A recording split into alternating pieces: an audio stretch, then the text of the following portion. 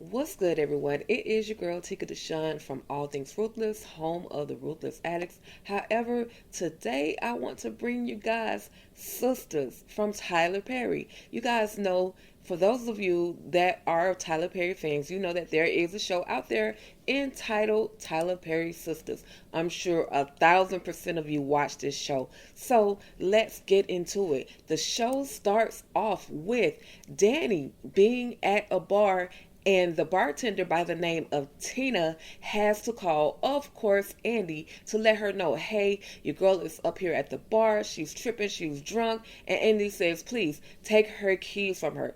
And Tina does exactly that. But of course, she has to bargain with Danny in order to get the keys because she needs a drink. So Danny wants that drink. Tina wants that key. Tina goes ahead and gives her another shot, but she takes the keys. Okay, so let's get into our girls. So what Andy does is she gets on the phone and she calls the other two sisters, and let them know, hey, our girl is in trouble and we need to go help her. So she calls Sabrina and Karen, and they say, now, mind you, these ladies have their own lives. They have things going on. Karen was headed to her shop, and Sabrina, since she has no job, was just going to do some things around the house. But they say, okay, I'm on my way. And they make their way to the bar where Danny is. Okay, so once she's there, Danny lets them know, look, I don't need you guys here, and why are you here? Why are you here bothering me? But they tell her, look, we love you and we just want to take care of you. You were there for us when we were going through our stuff, so we want to be here for you and try to help you in whatever way that we can. So we see the main reason why Danny has literally flipped is because Preston, what a dumb move, Preston. He decides to bring his ex to the bar where Billy and Jake's, which is what it's actually called, he decides to bring his new fiance to the bar where freaking Danny is. Like, how disrespectful is that? And at first, he comes up to Danny and says he wants her to meet, his new lady. And Danny is like, I don't want to meet her. Danny's in that mode. Like, don't mess with me right now. I don't want to meet her. And I really don't even want to talk to you. It's like, we know Danny likes Preston, but Preston was just moving kind of fast for Danny. Danny has some issues that she needs to work through.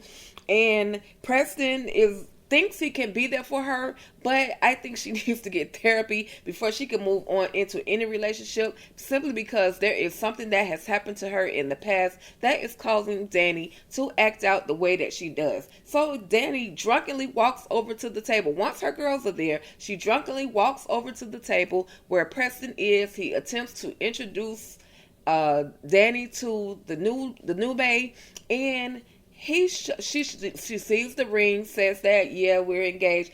And Danny's like, he tried to offer me that exact same ring. So Danny is on some, I'm going to hurt you before you hurt me type stuff. But this girlfriend or this new fiance is pretty much in the mode of, well, I just want you guys to work through and make sure that he is sure that I am the one that he wants to be with. So finally, Danny, after she gives Preston a piece of her mind, she's finally encouraged to leave the restaurant. But Preston says to her, I want to come over later and talk to you. And she says, so you want your girlfriend or your new fiance to stay at a hotel while you come and talk to me? She was trying to say both of y'all are crazy. Why would I even accept that? So then, once everybody leaves and go back into their direction, we see that we know Karen on the last episode, she had some problems with Aaron. Some chick walked up to Aaron and called him by a totally different name, said that, he will do this to her. He has hurt, saying that she was hurt by Aaron and that Aaron will do the same thing to you. He's making you feel like you're the only one right now, but he is going to hurt you. Now, me, with this lady coming up with this information, I feel like Aaron is the one that took Karen's money, but we still can't prove that. They still haven't proven who actually took her money. But we also know that Karen is pregnant, and so she's trying to be as less stress free, or she's trying to be as stress free as possible.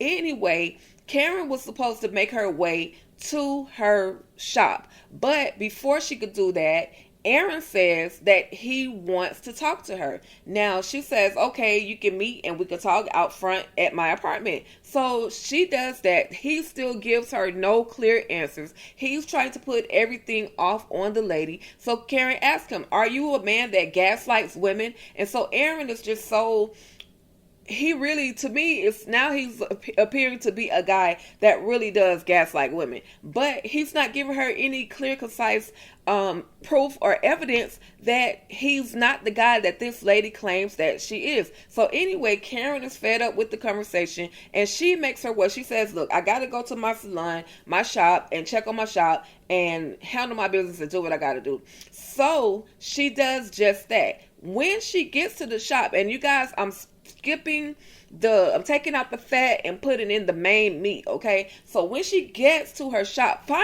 she's on the phone, she calls her supposedly friend that works in her shop, and she tells her, hey, did you shut everything off? Did you unplug everything? And she's like, oh yeah, girl, I did. And Pam is nasty. Pam was getting her groove on as she was talking to Karen, saying that she had shut everything off. And Karen is like, well, why didn't you send me a video?